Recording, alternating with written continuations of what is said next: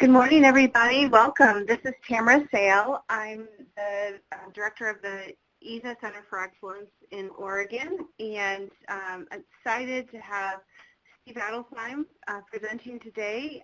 He has a wealth of knowledge and information to share. This webinar is part of a series that is hosted by the ESA Center for Excellence as part of the National TA Network for Children's Behavioral Health. And there were a few things that we wanted to mention quickly.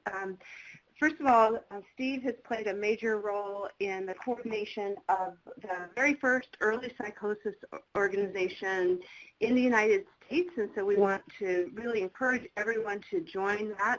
That is called PEPNet. Also, the International Early Psychosis Association will have its annual conference in October in Boston, and there is a day at the beginning that's specifically for folks from the United States. If you sign up for that, then you get the group rate for the international conference. And then Steve will also be talking about a couple of organizations that will provide some link information to in the chat box. FRAYME, the International Association of Youth Mental Health, and then, of course, the Stanford Psychiatric Center for Youth Mental Health and Well-Being. So I'll be putting all that information into the chat. I am going to hand it off to Steve. Thank you, Tamara, and thank you, everybody, for joining this morning. I'm Steve Adelsheim. I'm a child psychiatrist by training. I work here at Stanford in our Center for Youth Mental Health and Well-Being, and I also work on our community partnership areas. And it's really an honor to be able to visit with you all this morning about issues related to developing a continuum of early public mental health care for our young people. As I go through this presentation, some of this information will be familiar to all of you. My intent today is really trying to support a vision and a framework for how we could integrate sort of some of the work that each of us are involved in on a number of different levels, and think about it sort of from a larger overview in terms of how we integrate the different services that we are developing for our young people, and here with really an eye towards building an early intervention framework. So I'll begin by going through data that is, while it's familiar to everybody, I think it deserves a second look with a little bit of a different eye. And then we'll be talking about different models of care for young people, focusing initially on school mental health and school-based health centers, then really some of the international efforts and work that's happening in terms of integrated youth mental health, and then look at where the early psychosis work continues and integrates with all these pieces. And I need to start off by not only thanking Tamara and the Institute for their support, but also many international partners that allowed me to liberally use some of their slides and some of their data in the presentation today, and I'll mention them as well. So in getting started, the first slide you see really focuses on the data that we all know pretty well around children's mental health, and I think the one that we're all now very good at quoting a lot of the time is particularly this one about half of all lifetime cases of mental illness beginning by the age of 14, and we hear that a lot, and then 3/4 by the age of 24, but I think at this point we're so used to it, we don't really stop and think about what that means in terms of really asking ourselves, where are the systems for our young people who are 14 and under to really be able to be identified and access that early care? And we're used to saying 79% of those 1 in 5 that have a mental health issue are not able to access care. But I think it's important that we think about what does that really mean in terms of the fact that we don't have these systems available for our mental health care like we do for other medical conditions. And again, this issue from a public health perspective, really, how do we develop that? One of our colleagues, Pat McGorry, in Australia put together, this slide, and, one of the things that's really important for us to recognize is if you look at sort of this bottom part of this slide, which is really the age spectrum, what we really actually see is between the ages of 10 and 30, the most common conditions that we really see and morbidities are really mental health related in our young people, and that really otherwise young people are physically healthy. And at the same time, we don't have the systems in place to provide that early care for them. We recently have this update from the Center for Disease Control that really also tells us that we're maybe not doing a great job when it comes to recognizing young people's needs early and building that support. And as we've seen recently, in almost every state except Nevada, we are seeing increases in suicide rates across the United States. So as much as we are developing this focus and working to address this painful issue, it's not clear that we're succeeding. And we're not really reaching young people and really our whole continuum of care around these issues in the way that we need to. One of the things that really arose in this report that came out in June was also this notion that as much as for many of us the data had, we had been taught, it said that, 90% of the time youth suicides may be secondary to a mental health related issue. Part of what this data also really seemed to speak to was that there were many other factors also that may be contributing to someone dying by suicide. And really, in terms of looking at these factors, there may also be a mental health condition that may not have been previously recognized. But at the same time, there are many struggles that people are having that may lead to an impulsive act or lead to this loss. And people often don't feel like they have access to the supports they need in that moment of need or crisis to help support them and keep them going. In addition, when we looked at some of the recent data that came out from Mental Health America earlier this year, we continue to see that particularly for our young people, we continue to see increasing rates of depression. We continue to see struggles still around access. And as much as we have been devoting dollars to these services in a larger way, there's a sense that the systems that we have in place aren't meeting the need, and certainly potentially up front, we still have not created the kinds of supports that we need to provide that type of early care. I live in Palo Alto, and I've been here now 5 years. I have a daughter who is at one of the high schools here, Gunn High School, which is actually known here as, quote, the suicide high school, unquote, and was not happy to make it to the cover of the Atlantic a while ago. And, one of the issues here has been, how do we do a better job of recognizing the needs of our young people sooner and really looking at a broad way in terms of the kind of supports that people need. Some of the issues that have come up have really been issues around how do we identify young people early and link them to service, and how do we build these critical points that young people are more comfortable with when we really haven't had that support across the United States. This is, again, one of Dr. McGorry's slides really acknowledging that in many cases our systems for behavioral health care really internationally really are high-end systems.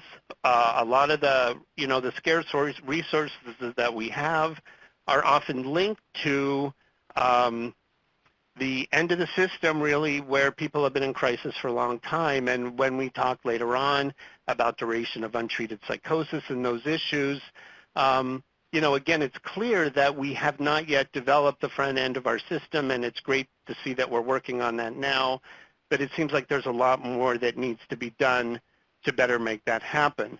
And again, when we're talking about the fact that we have 79% of our young people with a mental health issue not accessing care, it really, again, heightens the need for us to look at other models and other systems to address this issue in a more effective kind of way. Part of what we know is that our young people particularly up to the age of 24, are the people that really are least likely to access any kind of health or mental health care. And so, not only do we need to create access points, but even beyond that, we need to look at ways to be thinking about how do we draw young people in to get service.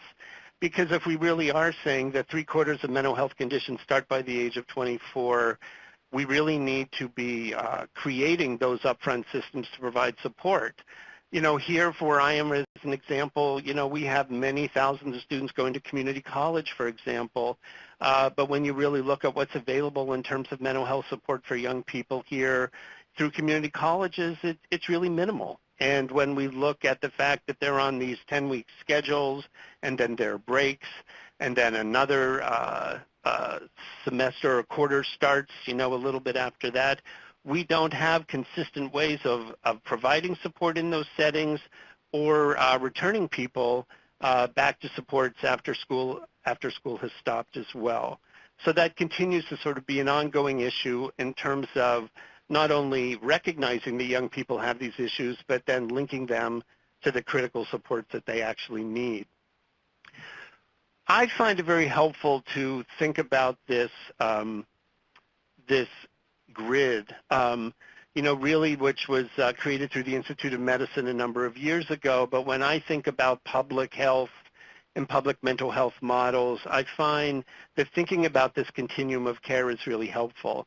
And we can look at it across a number of different health-related issues and see how effective it's been. I mean, even if we look at the work that's happened over the last number of years, for example, around obesity prevention, for example, we can look at the health promotion kinds of things that have happened for young people where we've had a lot of information coming out about eating healthy foods, about exercise and the importance of that. We've seen different versions of prevention in our high schools, whether it's changing what's in school lunches or removing sodas machines from different schools as well and working to address prevention and awareness around that. When we're looking at case identification kinds of issues, I'll age myself and say that, BMI was not something we talked about when I was growing up, but now we really have these indicators that we use to really look at how do we identify young people at risk in terms of weight, and then really then building out sort of early interventions for families to be thinking about. When we look at HIV, we can look at the same thing in terms of prevention, in terms of awareness, in terms of safe sexual practices, and then looking at the importance of early recognition and early testing, looking at needle exchange programs as part of prevention. And so this framework, I think, becomes really helpful. When we look at a lot of our programs around youth mental health, we're starting to see some promotion as it relates to anti-stigma related kinds of issues and things like that. And we are certainly seeing some preventive services in schools in terms of social emotional learning and indications around support that way, seeing some groups for young people. But I would say we're still not really doing a great job whether it comes to case identification, thinking about what it means, whether it's around the concept of screening in early systems and looking at early identification. We have the U.S. Preventative Task Force that says that young people 12 to 18 should be screened for depression on a regular basis in multiple settings. But in fact, we don't have the systems in place to regularly do that on a consistent basis. And so we're not finding our young people early. And I guess I would argue that from this area of indicated prevention to case identification to early treatment still is a major gap in terms of not only services, but in terms of our funding systems potentially as well. So, another way to think about the continuum of support is related to sort of the clinical staging model that our colleagues in Australia and now across Europe are really looking at, where, like models of staging for cancer or other kinds of issues, really looking at symptomatically what the issues might be for a young person in terms of early symptoms, and then linking that to early types of intervention, and then really maybe even not as concerned diagnostically about what the final end stage of the clinical issue might be, but really looking at what types of interventions are needed early for that young person and for their family, and then through that really being able to build out the appropriate staging level of support, which allows us to really reframe things. And for those of us, for example, that work in the early psychosis world, sometimes it is hard to work with a family and tell them, our sense of where diagnostically things might be ending up for that young person within a couple of years. But this frame allows us to work with the family and the young person where they are and link them to appropriate interventions in an early way. So as another frame for looking at a continuum of support, this becomes an important one as well. This slide of recommended suicide prevention strategies is one that really was developed in the county that I live in and work in Santa Clara County. As I mentioned earlier, we had have had a crisis and several youth suicide clusters here. The Center for Disease Control came in and did an assessment of the county within the last couple of years to really look at what was happening here and make some recommendations. And really, this is their list of recommendations that they came out with for our community. I think for those of us that have been working here, we felt like we were implementing many of them, but I include this here really to just highlight sort of, again, this continuum of support that seems important if we're building out our supports for young people and their families, whether it's the prevention approaches, linking to schools, linking to families, creating crisis intervention models, and looking at decreasing access to lethal means. And so a lot of these interventions are happening here, but really what's important is that we're really trying to look at a full continuum of support for our young people as we're building out these services in an effective way. I worked for many years in school health, in school mental health, and in New Mexico for quite a long time, working locally in school-based health centers, and then also working at the state level trying to develop programs, particularly in a rural and frontier state. We had major issues around linking young people to early health care as well as mental health care. And so school-based health centers and school mental health became an important way for us to build early intervention. Over the last 10 years, I've had the opportunity to become familiar with early psychosis programs, and Tamara and her colleagues and the folks with the Robert Wood Johnson Foundation and the EDIP study were kind enough to include us when I was in Albuquerque as one of their EDIP sites. So I had a chance to then look at working with young people with clinical high risk.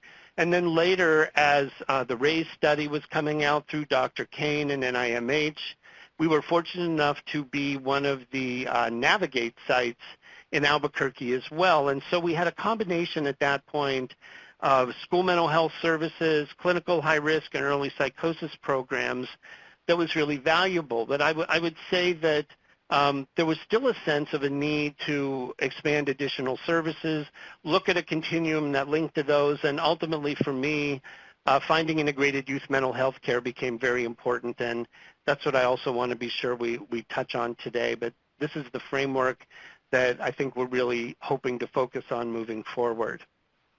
So I want to briefly talk about school mental health. I know that many of you are already involved in this work, and there are great reasons to, link mental health services to schools. Obviously, it's where the kids are, and we talk about that. There are easy ways in terms of efficiency to be able to reach a young person, and if that child's not there that day, you go and find the next one.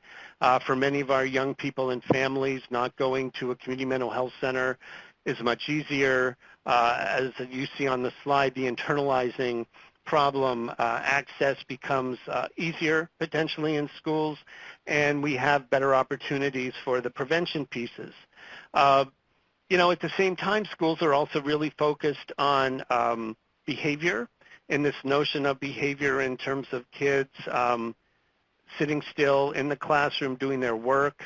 I think there are language issues it's important for us to think about when we're looking at school mental health in terms of the education culture as it relates to the healthcare culture. For example, even the notion of the word behavioral has really different meanings in educational settings than it does in our health and mental health settings. And as you know, when we're talking behavioral in schools, we're usually talking about issues related to acting out, to raising issues in the classroom. When we're talking about behavioral and the mental health side, we're talking about we're talking about mental health and substance abuse treatment, and we use the word behavioral to incorporate both. And so even when we're talking between schools and health systems, being able to be sure we're using the same words with the same meanings, or we're clear what the meanings are, becomes important when we're doing these kinds of conversations between health and schools. Part of what's really challenging is how we support all of our young people who are dealing with multiple issues when we're trying to support them in getting a great education. And, this was put together by one of the cartoonists in my previous community. But, our young people are dealing with many issues, and there are also teachers up in front of them that are also dealing with their own issues and also need support. And these are the challenges we're often facing when we're trying to ensure that our young people are getting the education that they need. At the same time, without addressing these issues that young people are bringing to school every day, it makes it hard for them to ultimately be academically successful. I want to thank John Schlitt and our colleagues at the School-Based Health Alliance for sharing these slides with us. I wanted to be able to speak to you briefly about school mental health really in the context of school-based health centers for just a few minutes, because having been involved in this model over a period of years, and now actually moving to California, I continue to find the integration of mental health and primary care in schools very valuable, and would like to be able to think that we will have more of these centers on a continuing basis. I wanted to share with you some of the information about the increase in these numbers nationally. What's been very important as I've worked in school-based health centers for many years is that they also have a level of lower stigma than many school mental health programs. Working in school-based health centers for many years, we often found that young people sometimes were more comfortable sitting in a waiting room where it wasn't clear to everyone else there which door they were going to go into to be seen. And also for many young people that weren't yet ready to talk about their mental health issue, being able to go see a primary care person first was more comfortable, and for many young people, by the second or third visit, one gets to the underlying mental health issue that may be responsible for those headaches and those stomach aches, and being able to then do that warm handoff across the hall to the mental health provider is a really wonderful model in terms of support. So many, many young people continue to have access, but still we need many more of these kinds of models of support. The focus of most school-based health centers continue to be on secondary schools and really thinking about the fact of half of all mental health issues starting by the age of 14, being able to find young people, 12, 13, 14, and link them to early service again becomes really, really critical. Just to give you a sense nationally of what school-based health center teams look like, this gives you a sense of the breakout, and you can see a little bit that these expanded care teams that also include broader support, care coordination, outreach coordination becomes very, very important in being able to reach families early. And just to get a sense of providers working actually in school-based health centers, are mostly master's level therapists. I was fortunate to be a psychiatrist in school-based health centers and have child psychiatry trainees working on sites with us, with primary care trainees and providers as well. But there's still a sense that we need to be expanding these services. At the same time, there are issues that make it quite complicated in terms of building out these services. After working for many years in schools, part of my struggle became we needed to expand the numbers. We need to expand the capacity. We weren't able to see all the young people that need support. But certainly within schools, there are limitations as it relates to the educational mission of the school. There are issues connected to space in general, and where is there room to be able to expand the capacity to provide care and support. There are many issues related to FERPA versus HIPAA in terms of informed consent and confidentiality for young people, in terms of linking to services.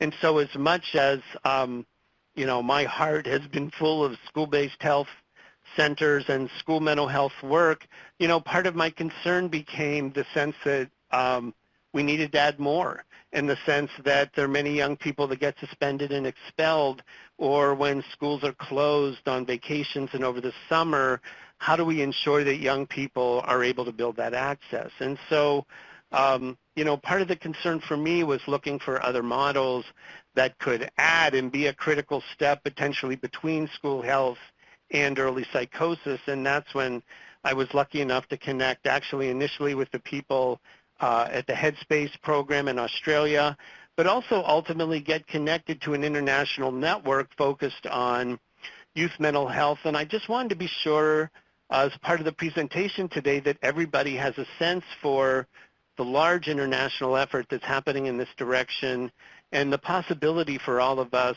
of joining on to that. This is the vision for youth mental health for the International Association of Youth Mental Health, which has been around for maybe 8 or 9 years now.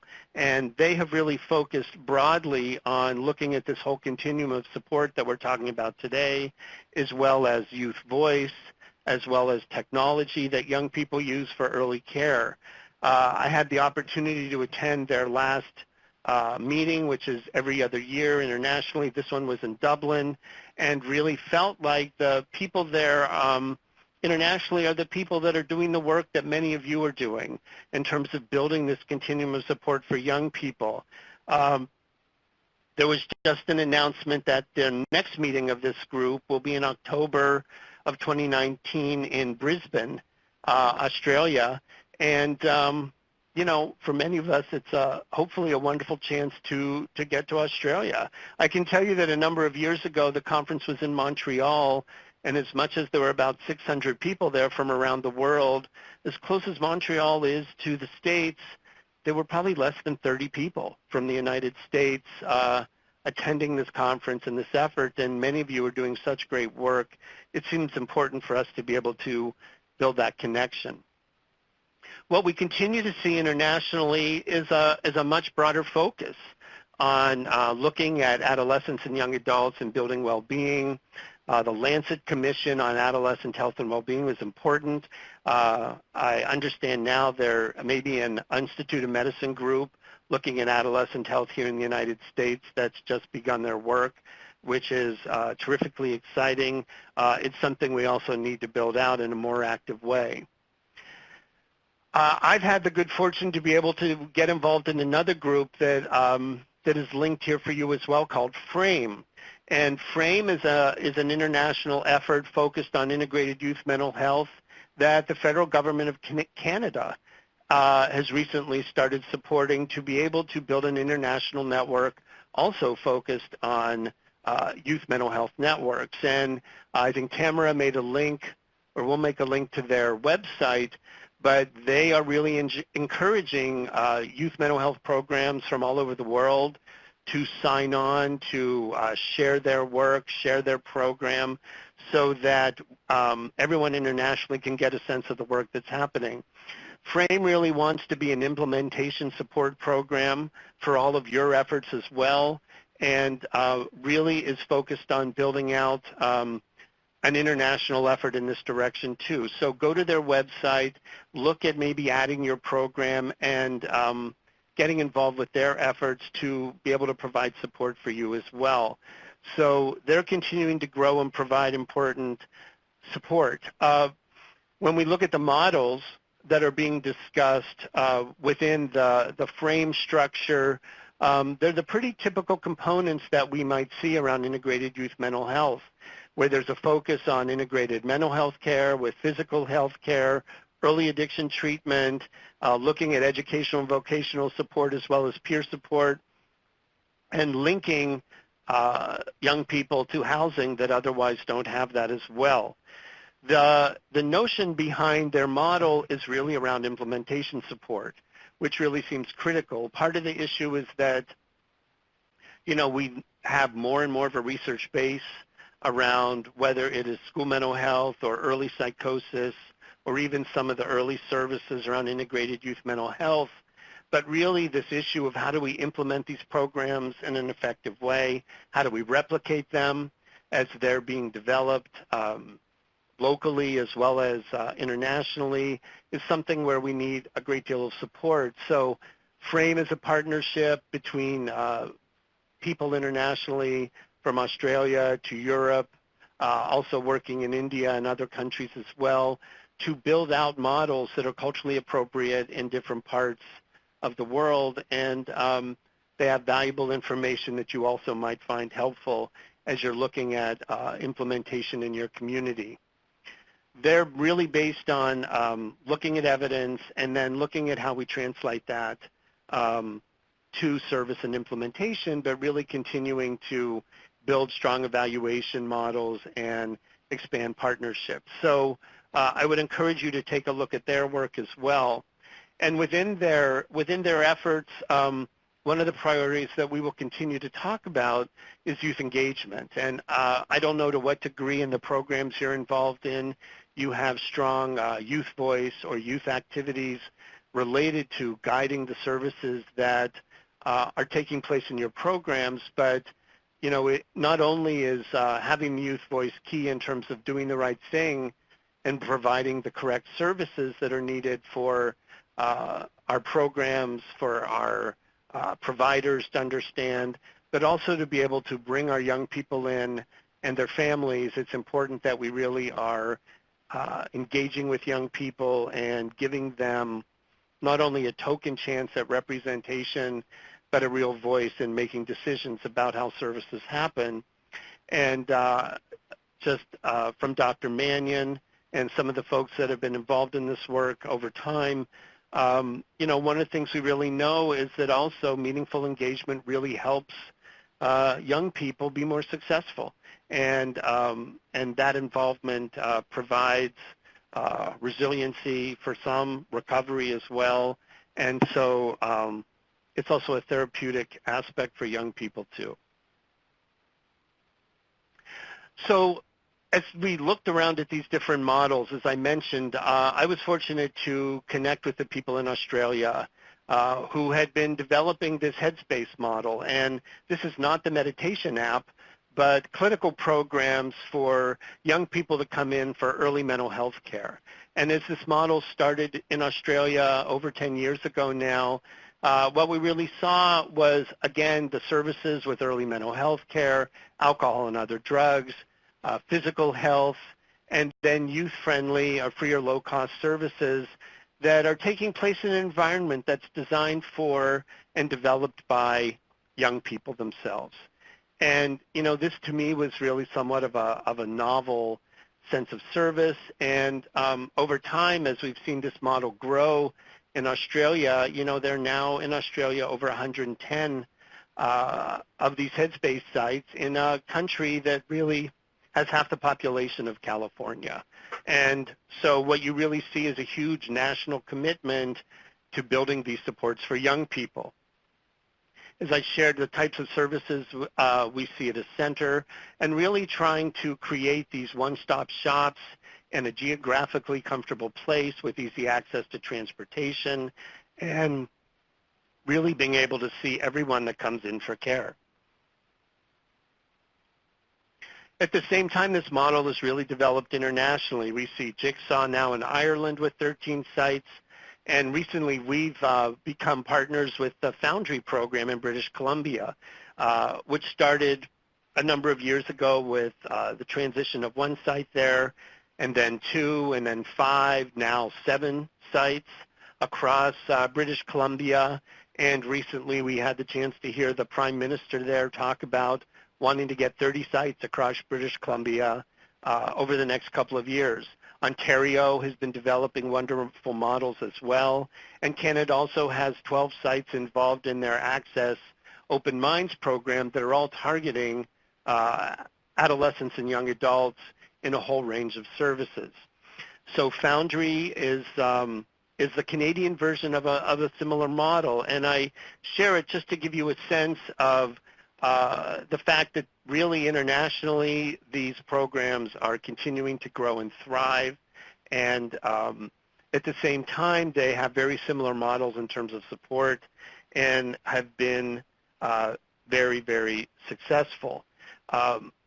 The folks at FOUNDRY really have created a stepped care approach, which really, when you think about clinical staging models in terms of support that we saw on the slide previously, look very similar to that and are really able to present a range of services for young people, including drop-in services as well that are developed and run through peer support specialists as well as case managers working with master-level clinicians to be able to connect with young people early and then link them to the right level of service, whether on-site or in other community services as well.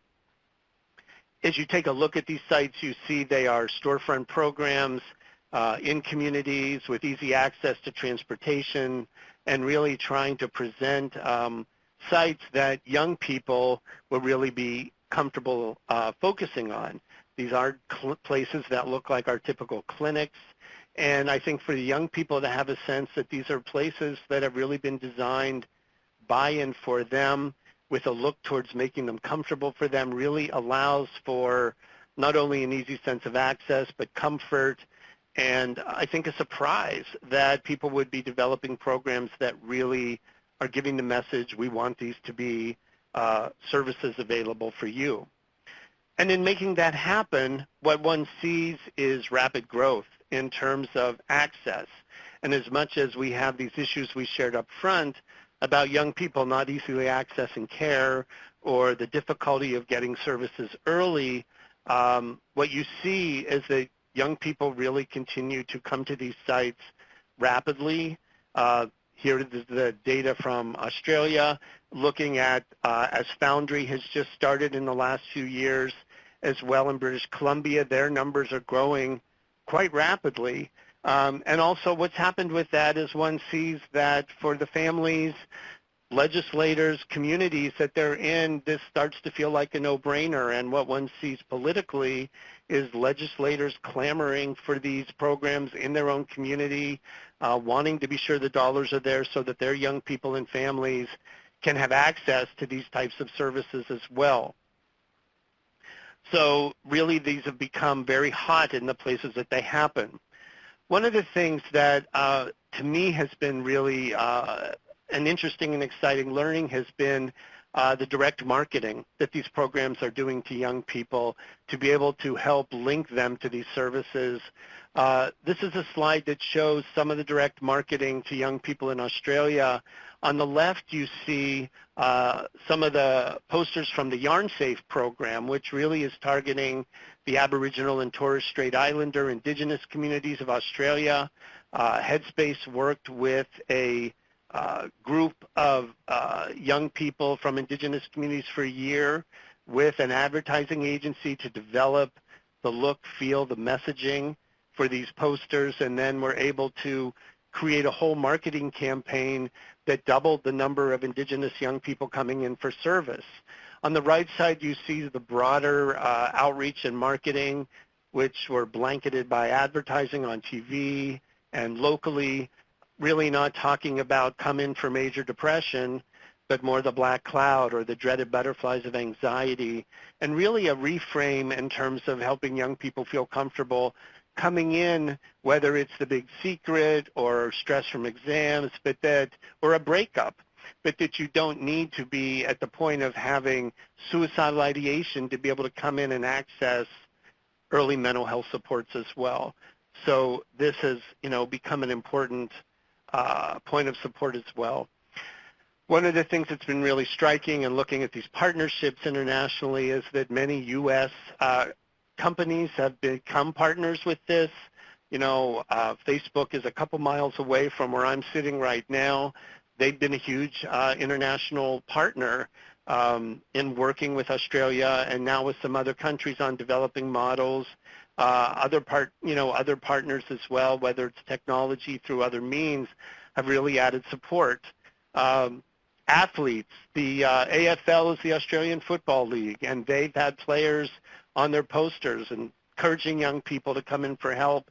And recently it's been great to see the NBA with their mental health advertisements moving in that direction as well. So that's been an exciting change to see. And here are some of the partners that have developed so far in British Columbia, and we sort of see a similar thing. So all of this just to say that as these models are developing internationally, there are U.S. partners that really are at the table, and I think it's important for us to be thinking about how do we connect with them as well. And what one is then seen as a result of this is great brand recognition.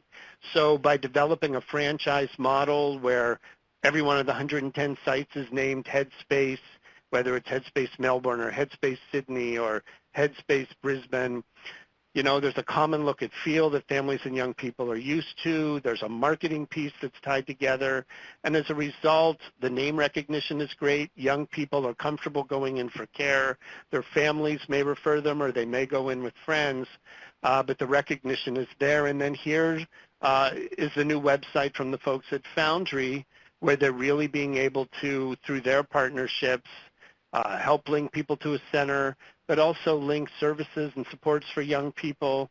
They have videos with local athletes, and the hockey team, the Canucks, have become a partner and talking about issues as well on video around mental health. So there's been a real explosion of support and destigmatizing around mental health access as well. The services seem to be effective. They are generally short-term therapy models, and it does seem that the longer people go, whether it's 3 to 5 or closer to 10 sessions, the better the outcomes are for many young people. And then from the therapist perspective, there seems to be more improvement, often with more services as well.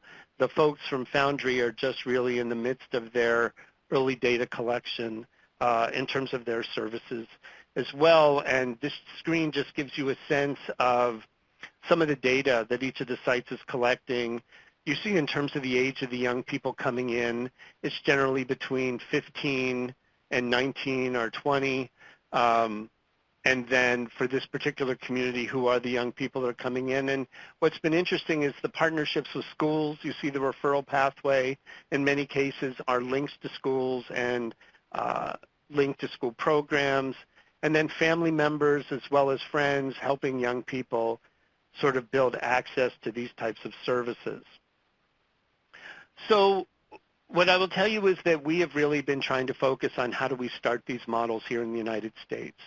And it hasn't been necessarily an easy process. We received some funding as a center from the Robert Wood Johnson Foundation a number of years ago to do a feasibility study for bringing this type of model to the U.S., knowing that all the countries that have rolled out these models have done so through national health insurance plans.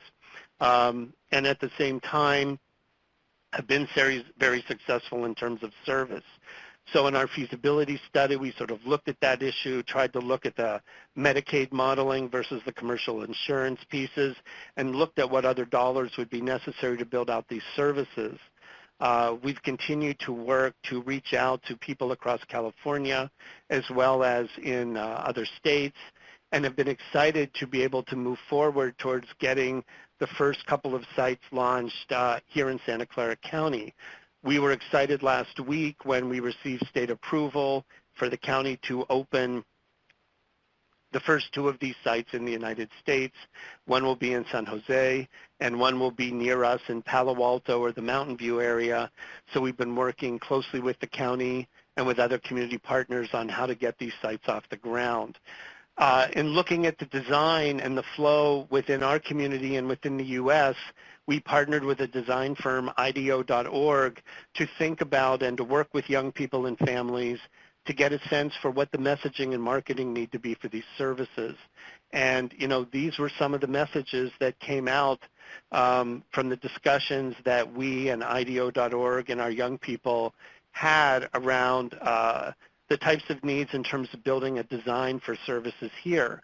Part of it is the pressure young people are facing all the time, whether they are in a very competitive environment in the Palo Alto School District or also dealing with multiple stresses in terms of access to supports, access to care, ACEs-related issues across our communities here as well, and that our young people are feeling huge amounts of pressure and struggling with how to cope with it.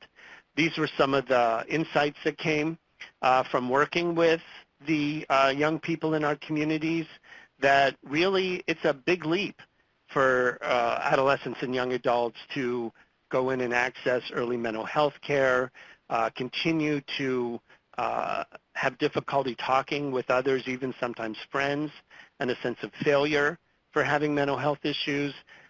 For many of our communities, there are cultural issues around even acknowledging a mental health condition might exist, and it might mean overstepping bounds with family members or other generations to get care, and a sense that the models we have right now for young people just don't seem to be working that well. So in looking at what a design would make sense in terms of these services, these are sort of the design principles. I think the one that really stuck with me was this one, number 3, alone but not alone, and a sense of being able to have space to sit, relax, be by yourself and pull yourself together, but be able to do it still in a sense of community and in a way that one doesn't feel isolated or lost, and in terms of having a sense that there's no one there to be of support. So, as we were looking at the design of these spaces, trying to get a sense of what the tone is of this brand and of these services, this gives you a sense of how we start to translate that into a sense of sight. And so really part of the notion was really trying to create a space where young people could pause, could catch their breath, could then think about what they needed to feel supported, and then be able to, whether it's go have a conversation with friends, have some on-site activity, or be able to link to the health resources, the mental health resources, the housing, the supported education or employment services, but being able to then have a sense for what's needed and have it all be accessible at the site where people are resting and trying to figure out their next steps. This is just some drafts of design models that we've been considering for what these sites might look like in terms of the supports, being able to have places where people can maybe sit and feel comfortable and protected, but also being able to do that within the context of a greater space with other people around, and then also being able to have spaces to access service that are comfortable and alone, but still not isolated as well. And so we're looking at how do we take these kinds of ideas and translate them into access and services. The last thing I want to do is sort of link this frame then to the early psychosis work and think about how all of this potentially comes together. I don't know how many of you are aware that there was actually in 2005 an international consensus statement about early intervention for young people with psychosis. This is quite a while ago, and again, our country is still very much catching up to these international efforts. As Tamara mentioned early, the International Early Psychosis Association is having their every other year meeting October 8, 9, 10 in Boston this year, and we'll be having really the first national meeting of clinical programs in the United States on October 7th. We probably have at this point 175 people signed up to come to that, and we hope maybe you'll consider participating as well. It's been a partnership with SAMHSA, NIMH, PEPNet, IEPA, the local partners developing the program there. But for us to be able to have a better sense and linkage to the international efforts, I think is really valuable. As you all who do much of this work in early psychosis are aware, You know, the duration of untreated psychosis we have right now in this country is really challenging, and there's a lot of work we need to do to be able to address this. I can tell you, as we were looking at our model in New Mexico, where we had done school mental health and then the clinical high-risk programs and then moved to the part of the RAISE project, we felt very fortunate in already having strong outreach partnerships with our schools and our community. As a RAISE site, we had, I think, some of the better outcomes in terms of not only our duration of untreated psychosis, which in our site was closer to 26 weeks than the 74 weeks of the study overall. Our average age was actually 18 for our site as opposed to the age of 24 for the study as a whole as well, and we really felt like we worked hard to be able to reach young people earlier with early psychosis-related issues, and I think felt very good our ability to link people to service as well.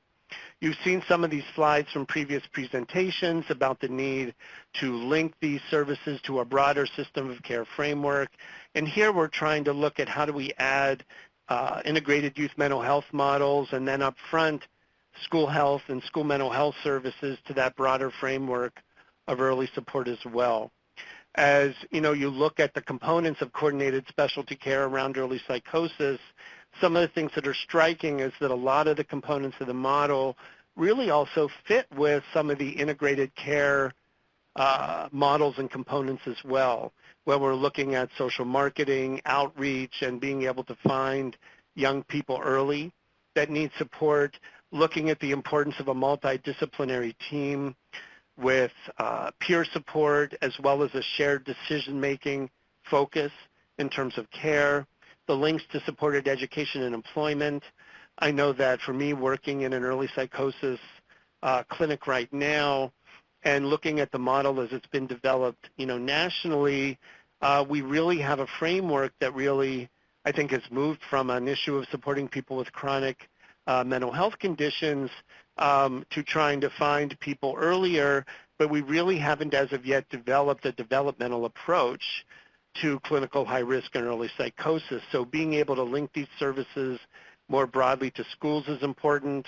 Most of the literature we have so far on supported education is around college or community college without really framing the needs of young people in secondary school, whether it's around what are the components of an appropriate IEP for young people with early psychosis in a classroom, and or the components of an important 504 plan for a young person with early psychosis, partially because we haven't really focused yet on that earlier identification. But I think if we want to shorten our duration of untreated psychosis, it's a frame we need to be working towards soon. And again, sort of the model, again, of the team component and the outreach of ACT becomes an important link as well.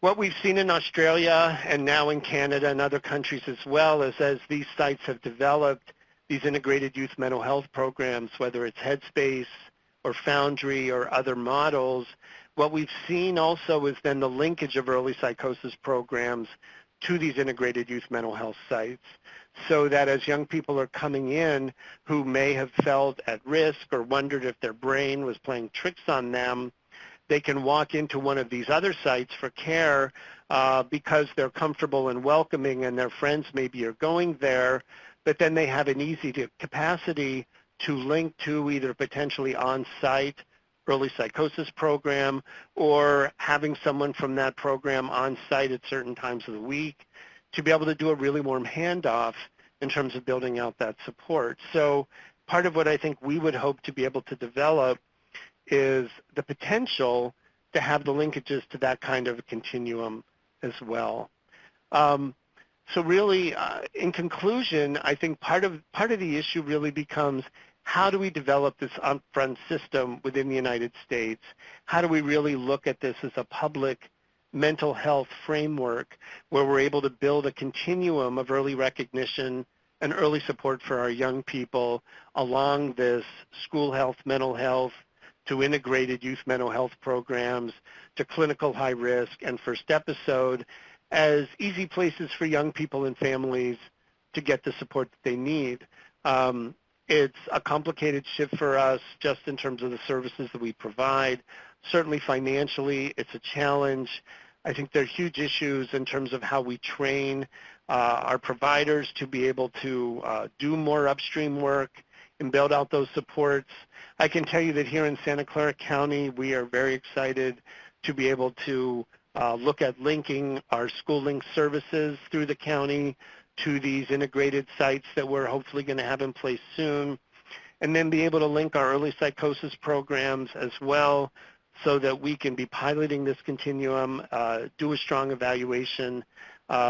We work closely with our international partners, whether it's the folks at Headspace or Foundry or Frame, and I really encourage you all to get involved with this broader effort. We stand by in our program here. If people are interested in learning more about this integrated model, we want to help develop these programs, not only here in California, but work with you to develop them across the country and build the momentum for this support. So let us know if there are ways we can be of support to you as well. So at this point, I will stop and say thank you for your attention and interest. So, Steve, thank you so much. That was really informative, and I love it that you are laying out a vision. And our experience in Oregon has been, having a vision really kind of helps us to kind of put the pieces in place to start moving there. We have a couple of questions, and I'm going to start with a very specific one and then move into the broader one. So going way back to the beginning of the slides, you had a slide that talked about 13% of young men and 31% of young women were seeking help for mental health. And the question was just clarification about is that among those with conditions requiring treatment? Because the numbers obviously seem a little high for the whole population. Yeah, I think in terms of access, and this is a slide also that I was given by our colleagues in Australia. I think the reality is, from my understanding, is that the numbers of young people overall, really, that are accessing care that otherwise might need it continue to be very small, and it's even lower for this particular group. So my sense is that it is for young people who otherwise would benefit from that support are going in to get help. So I think the numbers continue to be quite low. Yeah, so that seems consistent with the numbers that I've seen out there about the percentage of folks who actually need the care who are seeking the treatment. So yeah. It sounds like you think that's the appropriate interpretation of that slide. Yeah, and I can check back with folks and go back to the study and look at it one more time and connect with whoever the question came from around that too. Yeah, and that was from Jeff Vanderplug. Yeah, I think generally speaking that folks may want to actually use that data. So if we can provide a reference to the original study, that'd be really helpful. So the next question is more strategic one, and this one comes from Kristen Ludeker-Siebert. Hopefully I pronounced your name right. These programs are wonderful, and unfortunately I live in a very conservative state that's afraid of change. I am a system of care coordinator in one county. Is there any advisement on starting initiatives such as these from this close to the ground? Would grassroots efforts be an effective place to start? There was a little bit of feedback already on this from the folks in Beaver County, Pennsylvania, that have developed a really wonderful youth ambassadors program, and so that was a place that was suggested that they might start. But obviously, for most communities, they don't have necessarily the political support at this stage, nor necessarily the resources to actually create something like Headspace in their communities. So where would you suggest that people start? Well, it's a great question, and I think even coming from New Mexico, where we were trying to build out school-based health center models and often very conservative communities, there were challenges around that. And I think to the recommendations given by the folks there in Beaver County, where generally it's been a safe place to start, has actually been bringing people together from the community, including youth as well as parents and other community members, to talk about how to increase supports for our young people. We have higher incidence of youth suicide in many of our rural communities around this country, and I think people will at least acknowledge that our young people are generally needing support. And so I guess my sense has always been that it's important to start with wherever the community is in terms of that access. So a lot of these programs often begin with community conversations, and then being able to develop through those conversations at least a starting point, whether it's one small component of service or at least the ability to have a dialogue. There's some rural communities that we've been talking to in different states that are sort of struggling with the same question, and I've had the opportunity to do some presentations, via webinar or otherwise with some of those communities as they're trying to figure out, yes, we want to support our young people and their families, but we want to do it in a way that feels good to the entire community. So I think being able to start small and then building out the services is important. I have the sense generally that most communities are realizing that young people have needs. They're not often getting the services that they need. Sometimes they're having challenges with launching out of homes. And I think if the issue is sort of starting there and then being able to bring the youth voice to the table, it becomes somewhat of an easy conversation. Another potential idea might be even around a partnership with an academic center or somewhere otherwise, because, one of the things that also mattered in our community was being able to actually do some community focus groups. We were able to bring in families and young people from our different counties and have conversations around access to mental health care, what did parents see as the needs, what did young people see as the needs, and then we're able to present that data back to the community, whether it was at leadership meetings in the community or to city government groups or things like that. Then we're really just reflecting back what young people and families are saying, what they need, and in that way it's also just not as controversial in terms of getting services started. Right.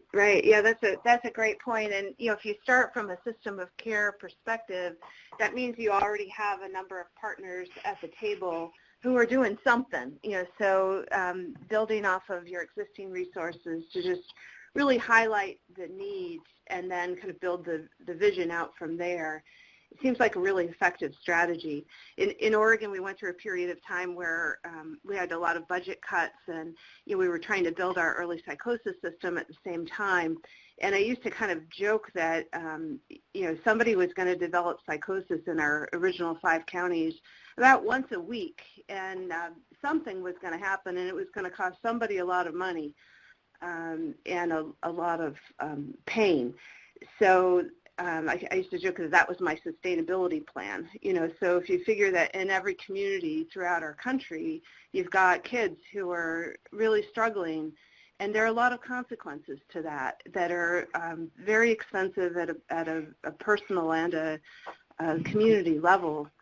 And so, I'd also pointed out in the chat box that the early psychosis congressional funding has completely bipartisan support and has been somewhat non-controversial, interestingly. And I think it's exactly that it's not a partisan issue.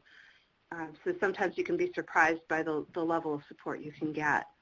Well, and I think I would echo that in terms of conversations with leadership. When I had the chance to meet with folks in Australia, it was sort of the one piece that everyone on each side of the aisle could agree on as necessary from the federal government perspective. And now you're seeing that also in Ireland and British Columbia, across Canada as well, that people often end up feeling like this is a place where everyone can agree that there's a need. I think part of the issue is how do we even build the awareness of it in a better way here in the States.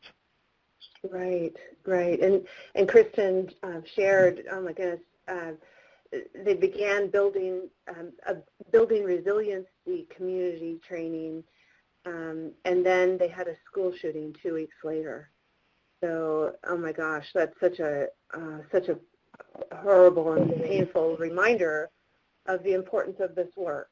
And I think we're all very conscious of that right now. I'm going to point out that there is a link to the evaluation in the chat box.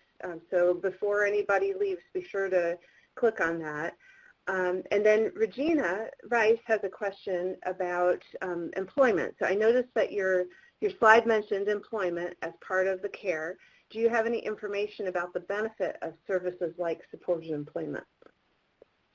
Well, you know, certainly one can look at sort of the traditional models out of, you know, Dartmouth in terms of looking at supported employment models for people with early psychosis and those types of services. I think part of what we're also trying to build out within the context of starting these integrated youth mental health sites are sort of linkages also to supports for people that may not have reached the point of having a more serious and persistent mental illness. And so as we're developing these sites, we're really working now to develop collaboration with businesses in terms of looking at the potential for internships and other site development as well.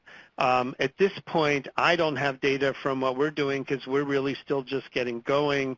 But I think if you look at the NASHBID website for some of the supported employment data as it relates to early psychosis under their resource list, there's information there.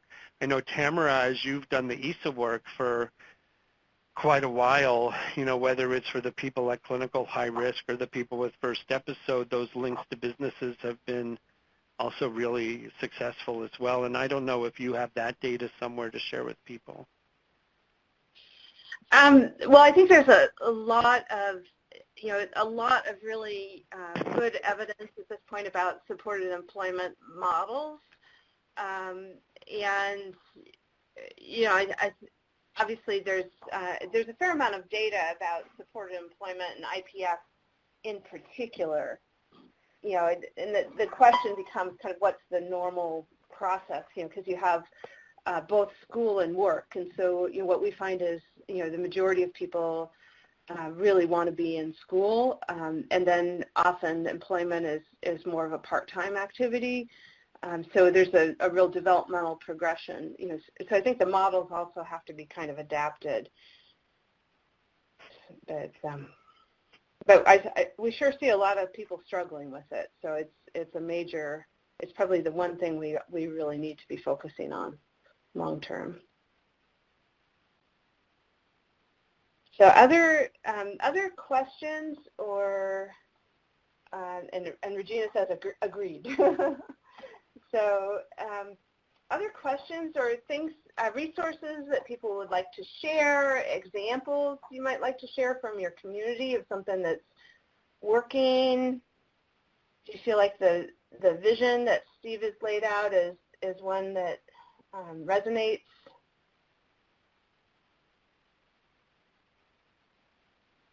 And we have the chat box open. Let's see, I see Denise is typing. We can open the lines if there are folks who don't have access to the chat box. So we might want to do that. We'll go ahead and open the lines, but be sure to mute if you're not speaking, because otherwise we'll get lots of weird echoes and we won't be able to hear each other.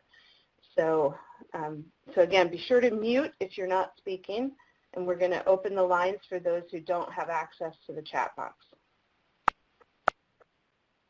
I'll do that and then let me know how to go. Okay.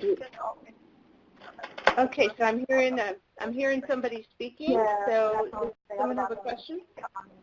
Yeah. Okay. But so just call me and then if it didn't go well, just let me know. Okay, so please mute your lines. We are hearing some conversation. Okay. So Denise, Rhode Island is one of the first healthy transition sites. Grantees have a lot of information regarding implementing CSC and developing youth drop-in centers, including New Mexico. So great. So sharing what's going on in Rhode Island, that sounds exciting. Okay. Other questions or things that people would like to share? And go ahead and unmute your phone if you'd like to ask a question.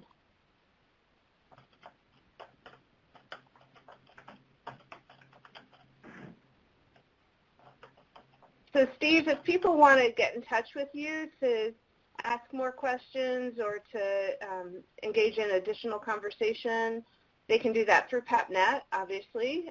But do you want to maybe share your email address in the chat box? Yeah, we totally can. There it is. It's on the It's on the PowerPoint. Yeah, that's what I was thinking, that it's there, yeah. And that yeah, I'm glad to talk with folks. I mean, the truth is we would like to help build out, I think, these integrated youth mental health programs here in the States. And if it's something you're interested in, you know, we want to think through with you how to help make that happen where you are. I think part of our hope is that we can start building the front-end system in a better way and be able to build these early supports more effectively.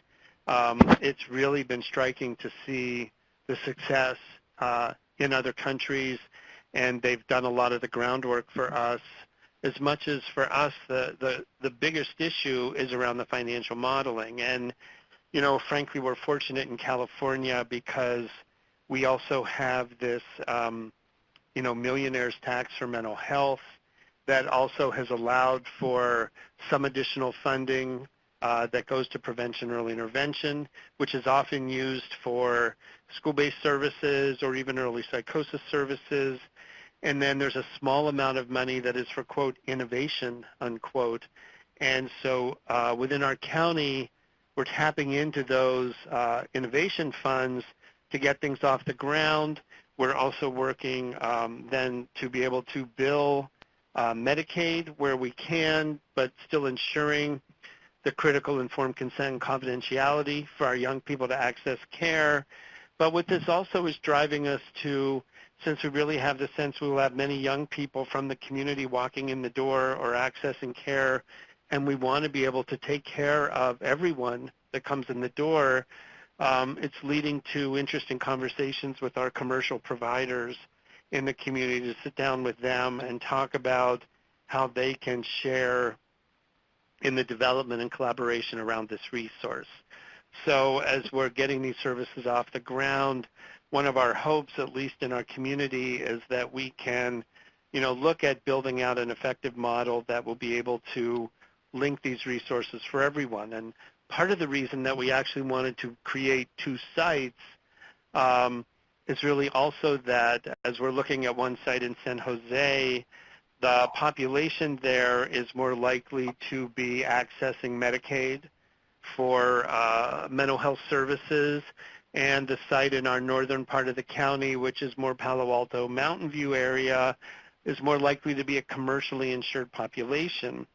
So we're really trying to do this in a way where we can look at the financial modeling in each community and be able to strategize around how to ensure the service for everyone in each site, and then look at, you know, as a financial analysis, what other kinds of dollars we're going to end up needing for sustainability beyond the reimbursement models that we develop. So we're starting this as a 4-year pilot, being able to ultimately maximize reimbursement from both systems. And, you know, we hope to learn a lot, and maybe we'll get many of you on the phone out here to look at the model after we get things open, and then be able to think together about what this looks like in terms of broader national implementation. Right. Yeah, that sounds wonderful. And Patty Fetzer is kind of building on that. Patty from Ohio. Might we pull together system of care sites and healthy transition grantees to learn what they've been able to accomplish for the older youth and young adults here in the U.S.? Might have great opportunities to build on what has already been accomplished and connect the dots. I think that's a great idea, Patty. And I know in Oregon we have a couple of sites that have really moved pretty far down this road, who are, kind of linked to system of care, but have really basically developed something that's a little bit of a hybrid. So we may want to go beyond just a system of care sites and healthy transition grantees and kind of open it up. What do you think, Steve? Yeah, Patty, I think it's a great idea too. I think part of the issue is just wanting to be sure, when we're looking at the criteria for people coming into system of care, often, it would be nice to be able to build the capacity for people further upstream to also participate and access the services. So being able to learn from the sites, as you're describing, how they've been able to make those upstream linkages and be able to build out those early supports, and what kind of capacity we have for young people to come in, whether it's through linkages at schools or other community supports and agencies, would be great. And if I think pulling, those groups together to start talking about how do we coordinate these upstream efforts all together, that's a wonderful conversation to have. Yeah. So we can keep talking about how to make that happen. So let's see. Oh, and Denise says, let's not forget about the Project Aware grantees as well. So, yeah, so there are multiple groups. Absolutely. Right. Yeah. And, in California, we've been a grantee, and, we have some wonderful sites that have been implementing youth mental health first aid training, and also really building out in their school programs sort of wonderful models. And I think part of the question becomes, how do we ensure those school linkages? And as we've been looking at trying to build out this continuum, this question of linking school mental health services to other community-based integrated programs has been a really key question. We have a support education employment specialist who's already been reaching out to local schools and looking at ways that we can build those partnerships and those collaborative routes. And I think one of the questions has been, could even our sites go out to schools and maybe link providers on occasion to additional supports, and then also look at if there was a need for some types of post-vention supports. So there are ways to build those linkages. And in Australia, really, the Headspace school-linked programs really developed around suicide post-vention supports, and then grew into much more active programs around mental health awareness and training teachers in early recognition, and much broader partnerships, but actually began as suicide post-vention types of models. Great, yeah.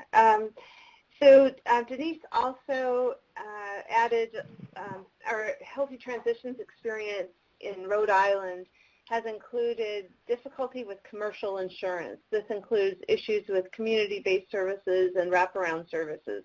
The setting and provider credentials are huge barriers. So it's kind of more sharing a common issue that I think most of us have in common. So I don't know if there's anything you've managed to come up with that's addressed those issues. I would say not as yet. And I know, Tamara, that, you've been talking with people about this, but even on the early psychosis side, this whole issue of trying to develop sort of a case rate for early psychosis services with commercial providers has been an important one. I know our colleagues at NAMI National have been working with a number of other groups to come together around how to address the issue of paying for early psychosis programs with commercial providers, and there's been a regular dialogue taking place around that issue with people from New York and NAMI and NASHBID and other programs. I know NIMH has been of support in terms of looking at that, but I agree it's continued to be a complex issue. And if we are able to, build these partnerships in a strong way here, we will let everybody know as soon as possible what we've developed and try to help strategize how to build the financial models out in other places as well. Yeah, and I think, Denise, your experience also highlights the importance of looking across different efforts. There's this common theme of community-based mental health centers not having the kinds of credentials that private insurance companies are asking for in terms of individual licensure and that kind of thing. And so, that means that a lot of privately insured people don't have access to a whole range of services, whether it's wraparound or crisis or respite or early psychosis intervention. So, I think by coming together across those different interventions as well, that, at a state level we might have more traction, because basically it becomes a coverage issue for privately insured people. But then as we're expanding our system of care, it's getting those the private insurance companies to the table, I think, is probably going to be the key. One of the challenges in California that our local counties have been struggling with that have sort of led to these conversations has been, that as much as we've been dealing with these losses of young people due to suicide in our areas, the counties feel like they're making large and what they see as generally successful efforts in terms of being a safety net for a lot of the young people in our communities. And one of the other painful things that's happened here as recently as we've lost some more young people to suicide, a large number of them are young people whose families actually had commercial insurance. And so part of the question has really been, what's the role of the public safety net setting in terms of supporting every child in the community, and or, what's the responsibility around partnership with commercially insured systems when young people and families with commercial insurance often have even more difficulty accessing services in some of the communities, in our nearby area, because basically families get handed a list of people that are full in terms of being able to access care. So, as public systems, there's a fair amount of struggle right now about how to sort of meet the needs for everyone, and how does safety net get redefined when you have a large commercial population that can't access services. Right. Yeah. Yeah. Let's see. Denise asked a question about, I thought NAMI National had developed a rate, and Patty said, okay. Patty, I think you've been involved in that process, right? So I know that they've been working on developing a rate. They may have actually, I know they were going to be coming out with something soon, so I'm throwing that question over to Patty real quick. And then Patty had a comment, further reason why we need to build this from U.S. expertise, since we have so many U.S.-specific financing challenges that are different from Australia and Canada. We need to gather our U.S. transition age youth experts together and sites across the U.S. that have figured out some of this to develop and advocate for a U.S. solution. Yeah, I think that's true. And then Patty said, yes, the rate is still under development and advocacy, but in motion. Yeah, so NAMI is definitely has been working on this for a while. Right. And of course, one of the challenges is having a consistent model that you're funding, which is a little easier with coordinated specialty care because it's a team-based service with some kind of consistency. But I know a lot of school health centers have had success with getting privately insured insurance companies to pay for them. So that might also be a place to start.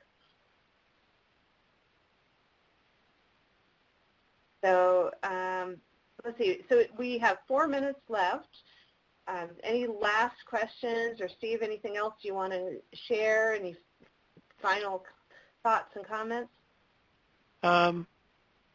Well, I just want to say thanks to everyone, and you know, as Tamara put up quite a few linkages for you, if you haven't joined our Prodrome Early Psychosis Program Network, you know, PEPNet, please think about doing that. Please think about maybe, if you can, joining us in Boston on the 7th of October.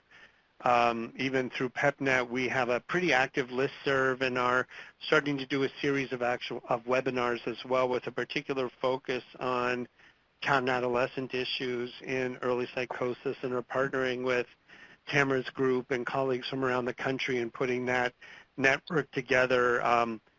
Barbara Walsh will be doing our first webinar September 26th, focusing on how one looks at using the SIPs, really targeting adolescent audiences. We just sort of announced it in the last couple of days, but already, you know, quite a few people have signed up for it, and you know, we hope to be able to build out other supports, really, and trainings with a target on young people. And if there are ways we can be helpful through our center, please let us know. I appreciate Patty's point about, you know, we had a lot of work to do to build out the financial modeling here in the States, and would be excited to be helping convene people to sort of look at how we get these models going. I know, you know, as we've talked to people at SAMHSA, there's some interest at right now. You know, there's lots of changes in that system that are currently taking place. So we'll see over time what we can do with them. Yeah, that sounds great. So Beverly says, thank you, very good webinar. There's also a link to a webinar next week on engaging families in early psychosis programs. So this is an ongoing conversation. As Steve mentioned, we have lots of great webinars and conversations going on, and hopefully this will engender a whole series of ongoing discussions about how we move forward. So thank you so much, Steve, for presenting and for your great leadership in this field. Thank you, Tamara, for yours and the opportunity to do this, and thank you all for your time and your interest, and let us know how we can be helpful going forward. So thanks. All right, well, have a wonderful Thursday, everyone, and a great weekend. Be sure to do the evaluation before you leave, and stay in touch.